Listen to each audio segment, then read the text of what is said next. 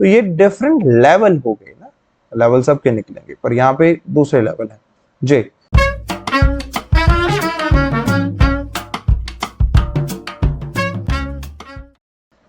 So today we are going to start a new chapter from civics. The name of the chapter is power sharing.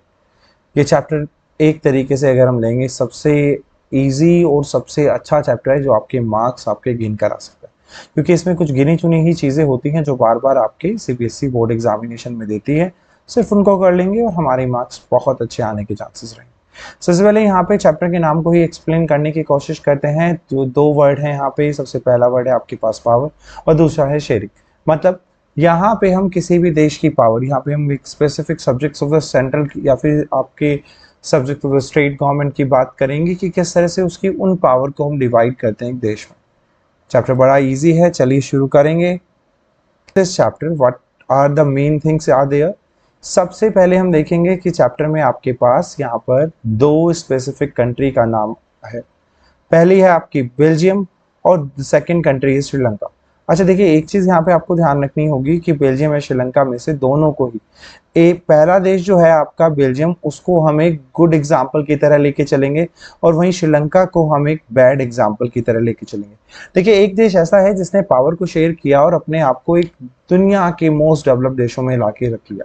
Sri Lanka को एक bad example लेके चलेंगे, even तो हमारे area का, हमारे पूरे साउथ एशिया का एक सबसे पहला देश था जिसने कैपिटलिज्म को अडोप्ट किया, एंड इवन तो वो फिर भी उस जगह नहीं पहुंच पाया जहां उसको पहुंच जाना चाहिए था। उसका रीजन रहेगा आपके चैप्टर का टाइटल, पावर शेयरिंग।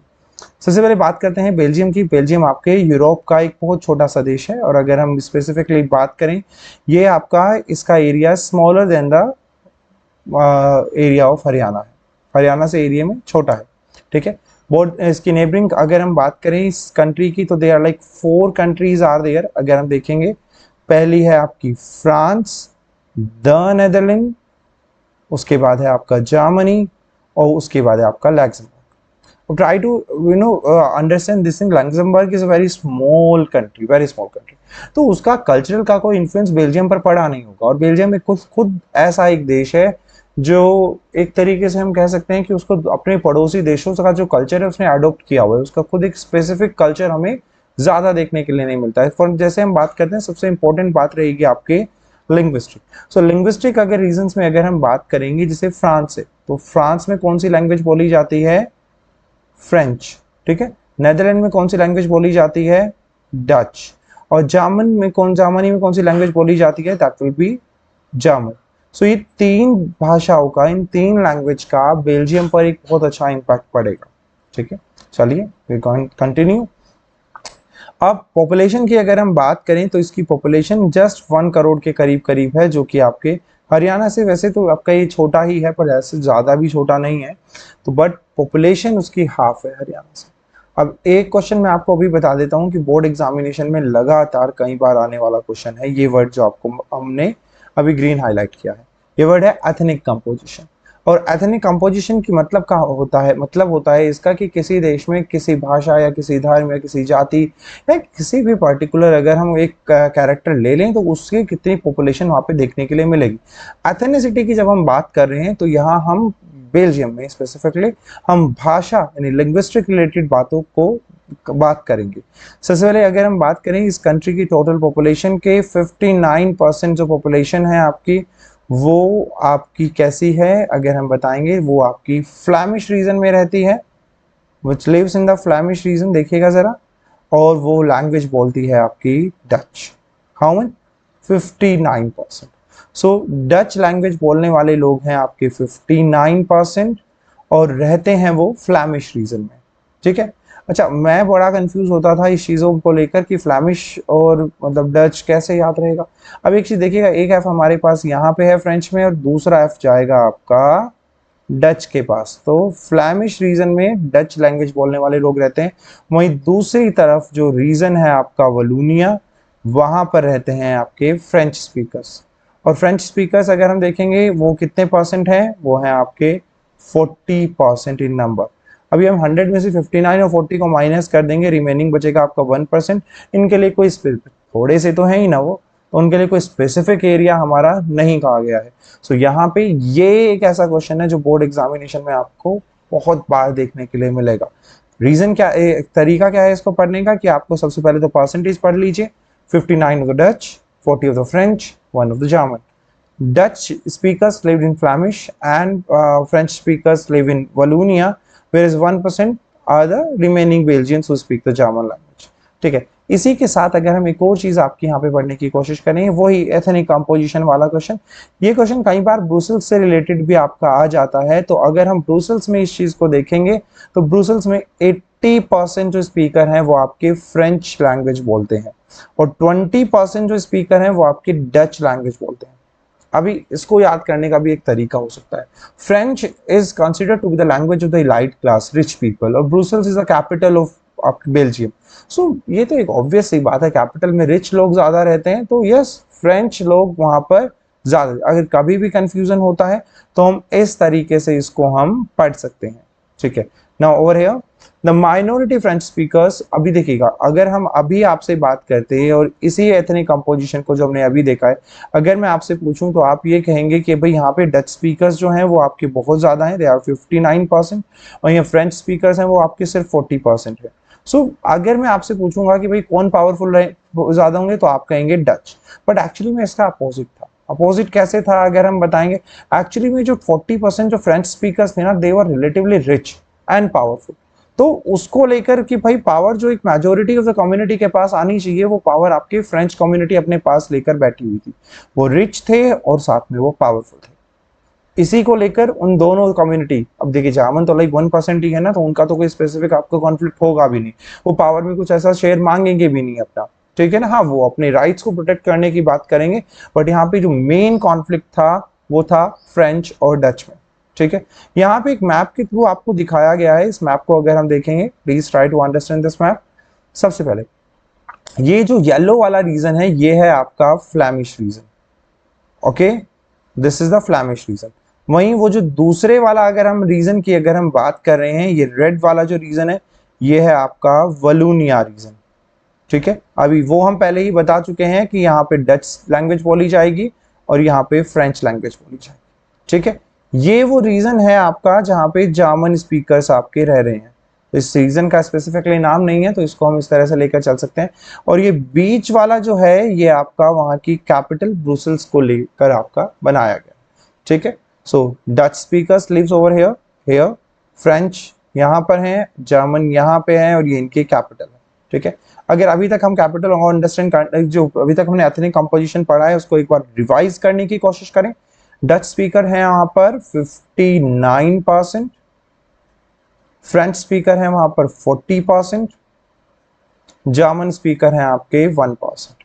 और जब बात हम ब्रुसेल्स की कर रहे हैं तो यहाँ पे 80% है आपके फ्रेंच स्पीकर, रिमेनिंग 20% है आपके डच स्पीकर। ठीक है, so this is how we are going to understand the ethnic composition of Belgium. ठीक है, नाउ मूविंग ऑन, बात करते हैं अभी फिर हुआ क्या। हमने ये तो आपने जान लिया कि हाँ जरूर वहाँ पे एक एथनिक कॉन्फ्लिक्ट चल रहा होगा। लाइक ड्यूरिंग 1950 एंड 1960 आपका यहाँ ये टेंशन आपके स्टार्ट हो गए। टेंशन हमने वापस बताया दो ही कम्युनिटी के बीच में होगी, फ्रेंच एंड डच। अब ब्रुसेल्स में आपकी एक स्पेशल प्रॉब्लम थी कि जो मैंने बताया देश में जो मेजोरिटी में थे 59% डच, वो यहाँ पे ब्रुसेल्स में बेचारे सिर्फ 20% थे। सो ये प्रॉब्लम आपकी बेल्जियम की आपको देखने के लिए। सो वी हैव, अभी हमने एक चीज समझ ली है कि बेल्जियम का सिनेरियो क्या था, बेल्जियम में क्या प्रॉब्लम्स हुए, क्यों हुए, एथनिक कंपोजिशन क्या है, हमने ब्रुसेल्स का भी पढ़ा। चलिए अब अपने पड़ोसी देश के पास आते हैं। पड़ोसी देश है हमारा श्रीलंका। श्रीलंका की अगर हम बात करें तो यहाँ पर Sri Lanka is one of the neighbour country of India and it is an island nation, and जो हमारे सदर्न कोस्ट से कुछ ही किलोमीटर आपका दूर है। स्पेसिफिकली हमारा एक स्टेट है तमिलनाडु। तमिलनाडु का जिक्र इस चैप्टर में इसीलिए हुआ है क्योंकि उसी से रिलेटेड काफी कुछ हमें देखने के लिए मिलेगा। It has a population of about like 2 crore which is just population of Haryana. ठीक है, just like any other south Asian nation. अगर हम बात करते हैं इंडिया अकेला की डाइवर्स नेशन नहीं, हम नेपाल की बात करें, पाकिस्तान की बात करें, बांग्लादेश की बात करें, श्रीलंका भी उसी में आएगा, और श्रीलंका भी एक डाइवर्स पॉपुलेशन रखता है। श्रीलंका की पॉपुलेशन की अगर हम डाइवर्सिटी की बात करेंगे तो यहाँ पे हमें 2 तरह की डाइवर्सिटी देखने के लिए मिलती है। पहली, यहाँ पे जो सिन्हा कम्युनिटी है वो आपकी 74% है, और जो तमिल कम्युनिटी है वो आपकी 18% है, ठीक है, 74 18। अच्छा, श्रीलंका में हम इनके इसकी जो कैपिटल है उसको लेकर अलग से कुछ स्टार्ट नहीं करने वाले हैं। हमने बेल्जियम की 2 एथनिक कंपोजिशन पढ़ी थी, बेल्जियम एंड ब्रुसेल्स। यहाँ पे श्रीलंका का हमें पूरी कंट्री का ही पढ़ना पड़ेगा, तो इसी को आप रट्टा लगा सकते हैं एक तरीके से। अब ये जो तमिल है ना, ये भी 2 ग्रुप्स में डिवाइडेड है, ठीक है। पहले तो इसको अंडरस्टैंड करने की कोशिश करते हैं। देखिए, कुछ तमिल तो ऐसे थे जिनको हम नेटिव तमिल्स कह सकते हैं, नेटिव तमिल श्रीलंका के, ठीक है। और कुछ आपके तमिल्स ऐसे थे आपके जिनको हम आपका इंडियन तमिल्स कह सकते हैं। अब इंडियन तमिल्स इसीलिए कहा जा सकता है क्योंकि ऐसा माना जाता है या ऐसा कहा जाता है कि ये वो तमिल्स हैं जो इंडिया से माइग्रेट होकर तमिल आपकी श्रीलंका में गए हैं तमिलनाडु से, ठीक है। Now okay, so out of this अगर हमने बताया था वो 18% है, जिसमें से 13% आपके इंडियन तमिल्स हैं। बचे कितने हैं आपके, अगर हम बताएंगे तो 5%, तो 5% आपके श्रीलंकन तमिल्स आपको देखने के लिए मिलेंगे। यहाँ पे मेंशन भी है कि जिनके फोरफादर आपके इंडिया से आए थे, प्लांटेशन वर्क्स वगैरह करते हुए, ठीक है। श्रीलंका में जो तमिल्स हैं वो कंसंट्रेटेड हैं, try to understand this thing. Sri Lanka में जो तमिल्स हैं they are concentrated in the north and the eastern part, north and the east part. North east part वही है जो तमिलनाडु की बाउंड्री से मैच करता है, पास में है इसीलिए। एंड जो सिन्ला स्पीकर्स हैं वो मोस्टली आपके एक ही धर्म के हैं, वो है बुद्ध धर्म से। वहीं तमिल्स आपके maybe they are Hindus and Muslims both, and there are 7% of Christians are also there in Sri Lanka, which are both Tamils and Sinhala. So ethnic composition में श्रीलंका की अगर हम बात करेंगे, so let's इसके मैप को एक बार देख लेते हैं और फिर उससे समझने की कोशिश करेंगे। देखिएगा जरा, सबसे पहले तो ये देखिएगा, ये जो आपका ऑरेंज कलर का दिख रहा है ये वो लोग हैं जो आपके श्रीलंकन तमिल्स हैं, ठीक है। वैसे तमिल्स की टोटल पॉपुलेशन अगर हमने देखी थी अभी आपका, वो 18% आपके टोटल तमिल्स थे। उन तमिल्स में से जो आपके श्रीलंकन तमिल्स थे वो थे आपके 5%, और इंडियन तमिल्स की अगर हम बात करेंगे वो होंगे आपके 13%। वो 5% Sri Lankan Tamils, 13% Indian Tamils, 8% total Tamils, 74% आपके यहाँ पे सिन्हा कम्युनिटी आपकी यहाँ पर रह रही है, ठीक है ना। मुस्लिम्स हमने बताया है कि तमिल्स आपके वो दोनों ही धर्म से हैं आपके, और आपके अगर हम सिन्हा की बात करें तो वो बौद्धिज्म धर्म को ज्यादा मानते हैं, और क्रिश्चियनिटी की अगर हमने बात करें वो सिन्हा और तमिल दोनों ही कम्युनिटी में देखने के लिए मिलती है, ठीक। Now just imagine the same situation, Belgium में भी सेम था आपका, वो लैंग्वेज को लेकर कॉन्फ्लिक्ट था, और आपका श्रीलंका में भी हमें सेम कॉन्फ्लिक्ट देखने के लिए मिला। अब बात करते हैं, मैंने पहले ही चैप्टर की जब शुरू किया था मैंने बताया था हम श्रीलंका को एक बैड एग्जाम्पल की तरह समझे। श्रीलंका की इंडिपेंडेंस इंडिया से 1 साल बाद 1948 में हुई थी, और यस वहां पे सिन्हा कम्युनिटी क्योंकि डोमिनेट थी और वो डोमिनेट करती भी चली गई, और उन्होंने वहां पे अपने यहाँ डेमोक्रेटिक सिस्टम को ना लेकर बल्कि मेजोरिटेरियन सिस्टम को आपको अडोप्ट किया। ये मेजोरिटेरियन सिस्टम क्या होता है, जिसमें जैसे इंडिया है, इंडिया में बहुत सारी कम्युनिटी आपके डिफरेंट आपको अगर हम पर्सपेक्टिव से देखेंगे वो मेजोरिटी के फॉर्म में आपको दिखाई देगी, पर श्रीलंका में मेजोरिटी थी सिन्हा कम्युनिटी की, और अनलाइक इंडिया में हर माइनॉरिटीज को राइट्स दिए गए हैं, वो अपने कल्चरल एजुकेशनल राइट रखते हैं, वो अपने फ्रीडम ऑफ स्पीच उतना ही है उनका पॉलिटिकल पार्टिसिपेशन अच्छा है, बट श्रीलंका में ये चीज आपकी नहीं है। श्रीलंका में अगर हम देख रहे हैं 1956 में उन्होंने एक एक्ट पास किया, this is very important, and that act जो पास किया था उसने शिमला को एक ऑफिशियल लैंग्वेज की तरह बना दी, ठीक है, अच्छी बात है, लैंग्वेज को ऑफिशियल लैंग्वेज बनना चाहिए। से इंडिया में भी तो है ना, Hindi and English official language, but they disregarding the Tamil. 18% people who speak Tamil, आपने उनकी कल्चर को टारगेट किया। अभी कल्चर को टारगेट अगर हम करेंगे, सिर्फ कल्चर नहीं है, उनकी पॉकेट में भी जा रही है बात। कैसे? Like when you make a Sinha language official, तो तमिल्स की जो लैंग्वेज थी वो आपके स्कूल्स एंड कॉलेजेस में नहीं चलेगी। Only Sinha speakers were applicable for applying for the jobs in like government jobs and like schools and colleges में, तो वही लैंग्वेज आपकी चल रही थी। साथ ही साथ जो स्टेट ने एक तरीके से फोस्टर किया आपके बुद्धिज्म रिलीजन को, मतलब like Hindus and Muslims were there in the Tamil community, तो उनको उनके राइट्स को, उनके कल्चर को, उनके रिलीजन तक को इग्नोर किया गया, लैंग्वेज को तो इग्नोर किया ही गया। And after this the Sri Lankan Tamils उनको एक एलिनेशन फील किया, उन्होंने कहा कि नहीं वो अकेले रहे।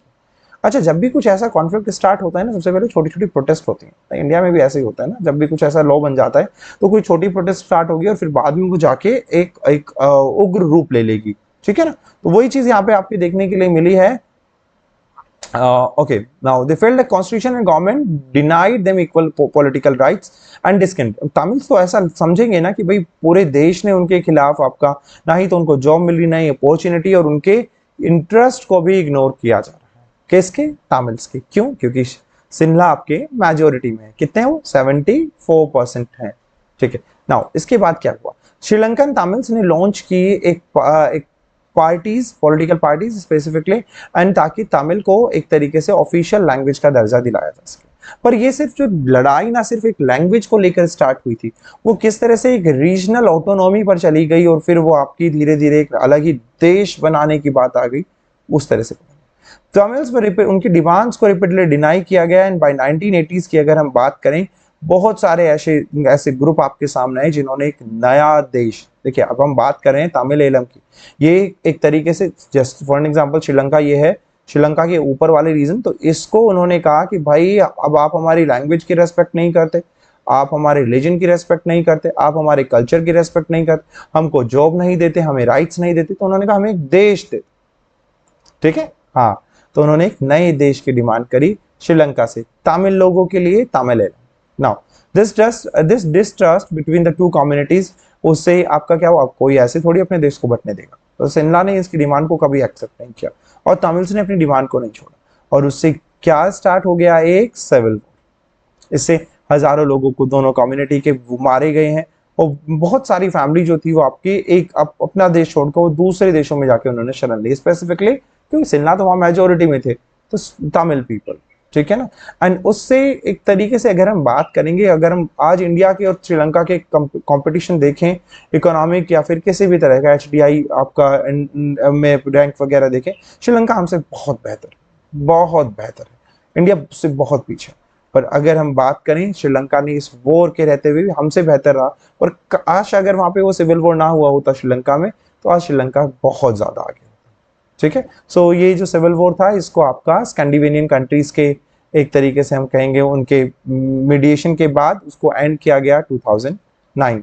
जी, आगे बढ़ेंगे। Accommodation of Belgium. बेल्जियम ने ऐसा क्या किया?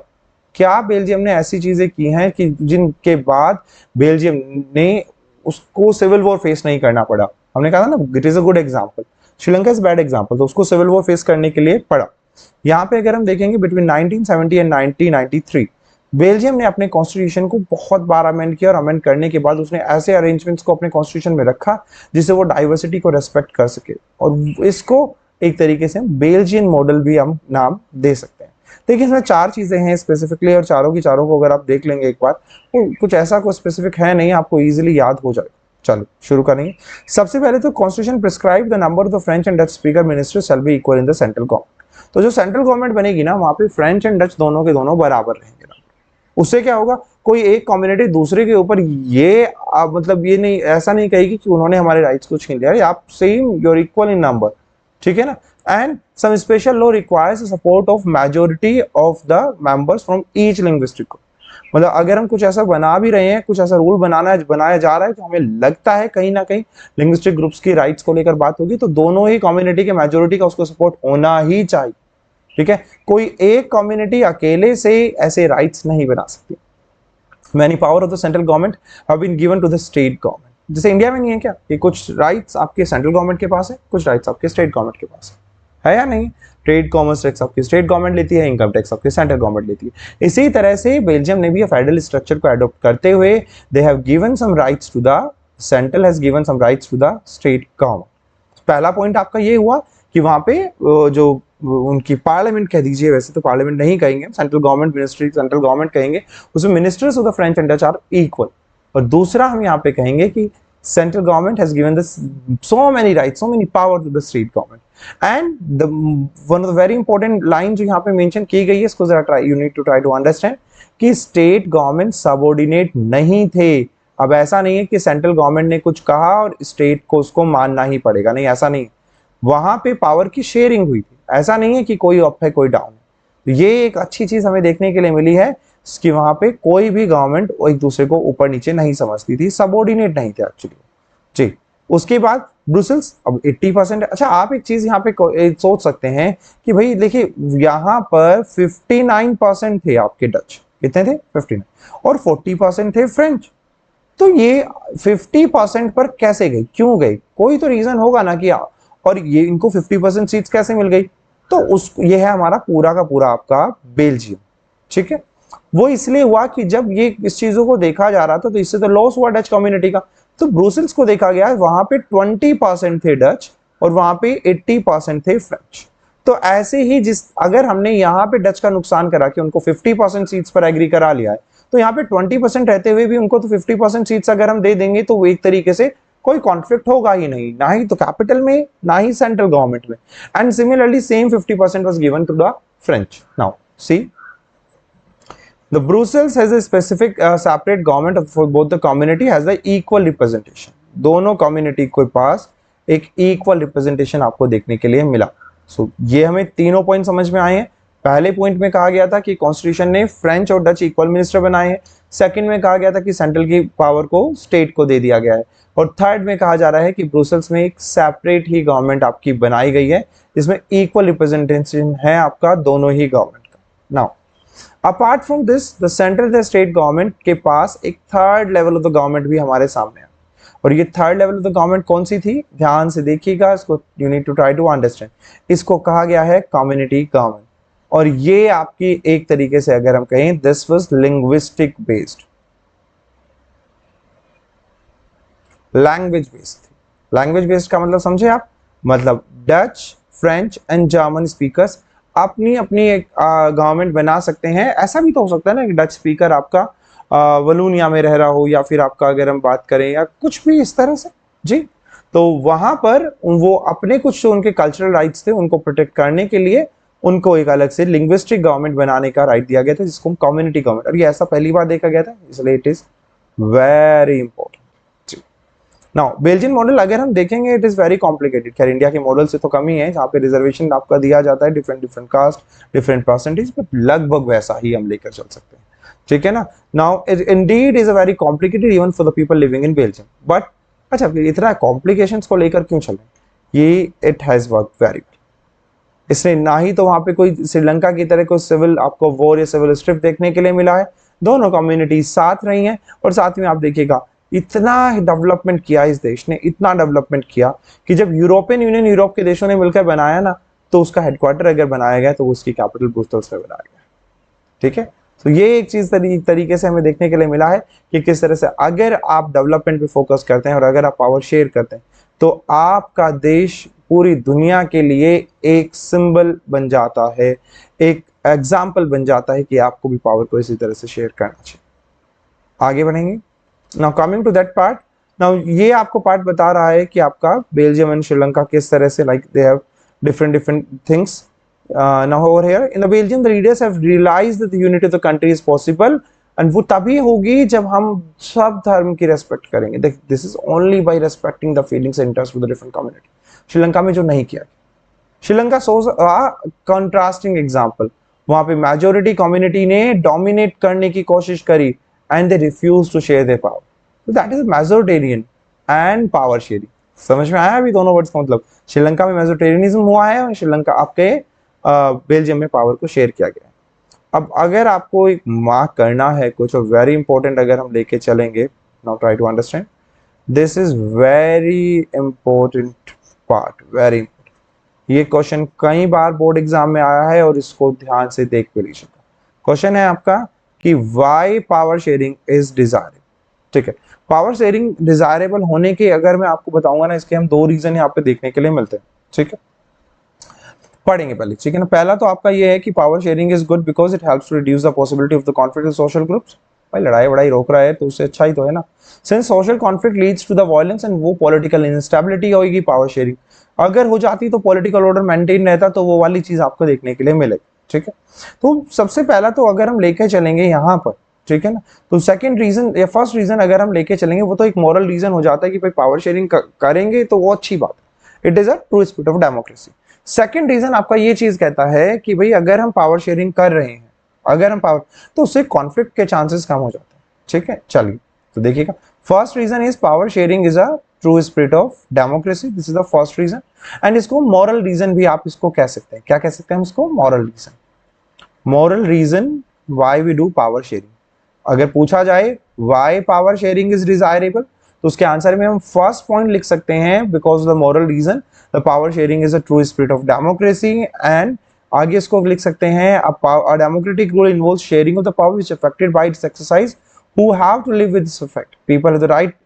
एंड नाउ इसमें अगर हम बताएं, अच्छा ही तो है, डेमोक्रेसी सबको राइट्स देने की बात करती है, माइनॉरिटी हो, एक्सट्रीम माइनॉरिटी हो, जो जामन देख लीजिए ना 1% थे ना वहां पर, है ना, और उनको भी राइट्स दिए गए, लिंग्विस्टिक कम्युनिटी का राइट तो मिला ना उनको जी।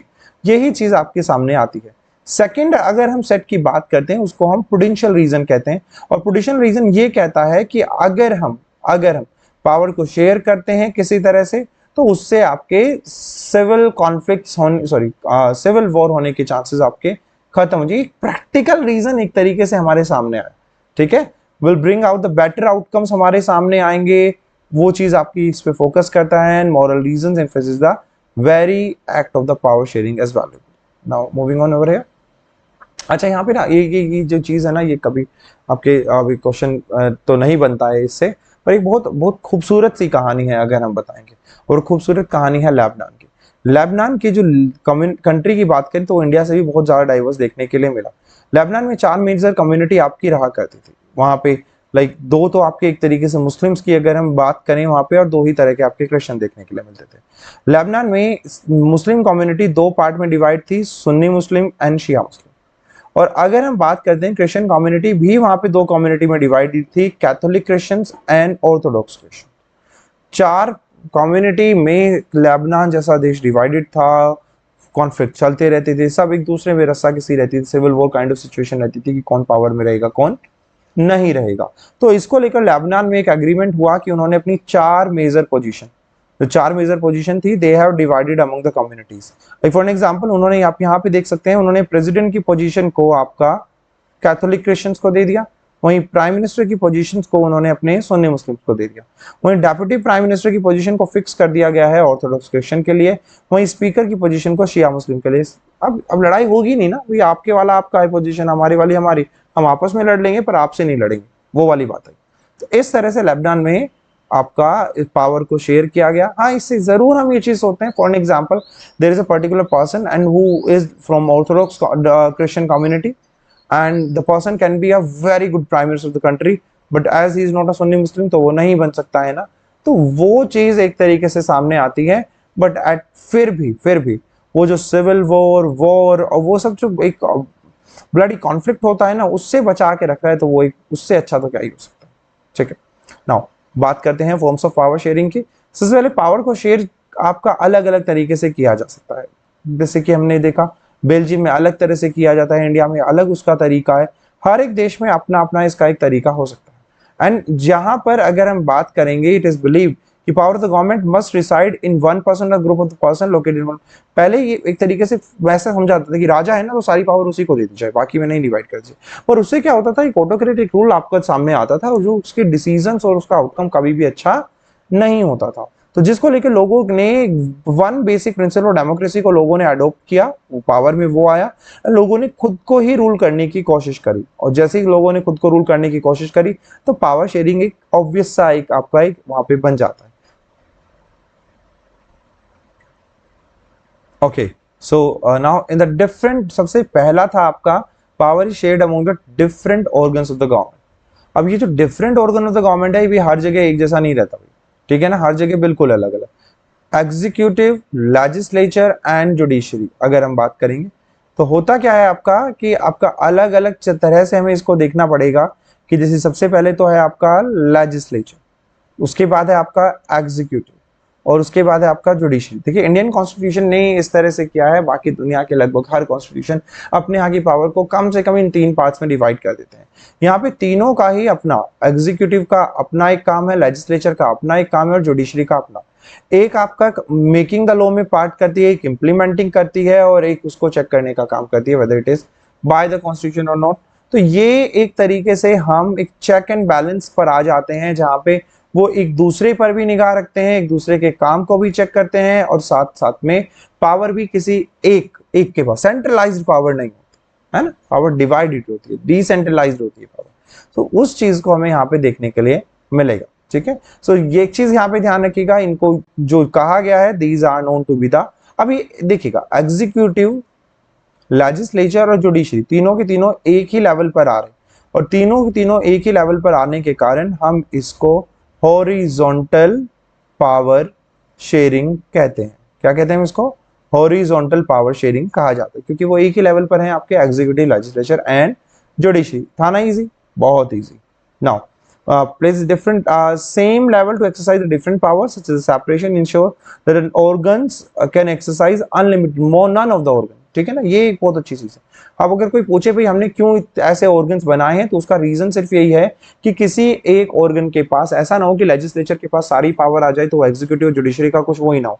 हमने यहाँ पे पावर को ऐसे बांट दिया गया है कि कोई अकेला हमारे देश का कोई किम जोंग उन नहीं बनेगा। ठीक है, हमारे देश में पावर डिवाइड रहेगी। अगर कोई किम जोंग उन आ भी गया ना, जुडिशरी उसको हटा देगी। अगर हटा दिया ना उसको, तो भाई हमारे यहाँ तो सीधी सी बात है ना, बाय द कॉन्स्टिट्यूशन आपको मेजोरिटी प्रूफ करनी पड़ेगी ना लेजिस्लेचर में, तो आप हट जाएंगे ऑब्वियसली। तो किम जोंग उन नहीं आएगा इंडिया में। ठीक, each organs check the other and this is known as a check and balance, हम इसको कह सकते हैं। Now here it is there. Last आपने डेमोक्रेसी पिछले साल पढ़ा था पार्लियामेंट में स्टेट असेंबलीज वगैरह के बारे में, एंड क्योंकि ये एक दूसरे पर चेक एंड बैलेंस रखते हैं इसीलिए इसको एक चेक एंड बैलेंस का सिस्टम कहते हैं। वापस एक बार बता दिया जाता है आपको, एग्जीक्यूटिव वो काम करती है जो उसको लेजिस्लेचर देती है, प्लस वो ये भी देखती है कि उनके पास एक स्पेशल पावर भी होती है। एग्जीक्यूटिव में हमारे प्रेसिडेंट होते हैं, मना कर दिया ना साइन करने से, नहीं आगे पास होगा ना।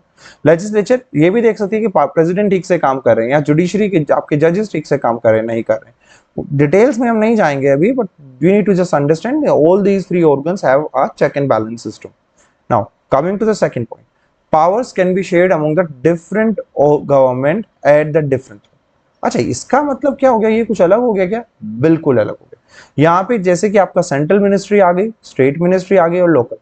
अभी ये ऐसे, पहले ये ऐसे था एग्जीक्यूटिव, लेजिस्लेचर, जुडिशरी। अभी ये ऐसे हुआ, पहले इसको हमने कहा था हॉरिजॉन्टल, अभी इसको क्या कहा जाएगा? अभी इसको कहा जाएगा वर्टिकल पावर शेयर। सेंट्रल जिसके पास ज्यादा पावर रहेगी, स्टेट जिसके पास उससे कम, और बेचारी लोकल गवर्नमेंट बहुत कम पावर। पर अच्छा ऐसा, और उनकी पावर एक तरीके से ऊपर से नीचे की तरफ आपकी चलती है। तो ये डिफरेंट लेवल हो गए ना, लेवल सबके निकलेंगे, पर यहाँ पे दूसरे लेवल है। जे such as general government for the entire country is usually called federal government, इसको हम आपकी कहते हैं। In India we refer to the central और the union government. Now the government at the provincial or the regional level different नाम से देश में जानी जाती है। हमारे यहाँ तो स्टेट कह देते हैं, कुछ देश में इसको स्टेट ना कह के प्रोविंस कहा जाता है या अलग कहा जाता है, तो वो अलग अलग है। हमारे यहाँ स्टेट गवर्नमेंट है, तो हमने स्टेट गवर्नमेंट का एग्जाम्पल आपको लेकर हम आगे बढ़े। ठीक है, there are many countries that have no provincial state government। अब मान के लग्जमबर्ग की अगर हम कहानी सुना दे, बेचारा थोड़ा से लोगों का तो देश ही, ठीक है, तो कहाँ ही वो अपने आप आपके प्रोविंसेस या स्टेट बनाएगा। तो ये वाली चीज देखने के लिए मिलती है। This is what did in the Belgium but was refused in Sri Lanka. उन्होंने, बेल्जियम ने तो वलोनिया और अपने, उनको कहा था ना भाई अपनी अपनी अलग अलग स्टेट गवर्नमेंट बना लो, और वहां पे हमने एक लाइन भी पढ़ी थी कि वो सबऑर्डिनेट नहीं थी।